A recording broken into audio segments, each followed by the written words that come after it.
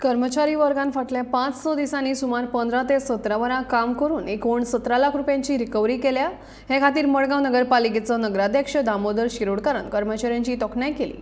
शुक्रारा वेगवेगळ्यो समिती वेचपा खातीर दामोदर शिरोडकारान बसका घेतिल्ली। हे बसकेत कर वसुली विशीं चर्चा जाली।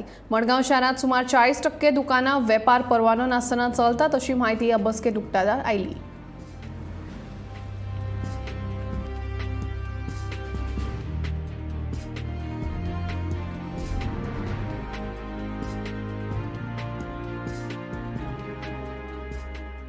साडेपाच दीस काम केला, रिकव्हरी केल्या, म्हणजे दिसाक 4 वरां, 2 वरां, 2.5 वरां, 3 वरां, आणि आजपर्यंत जवळ तांणी 17 लाख रुपये हाडले recovery. It is a good achievement.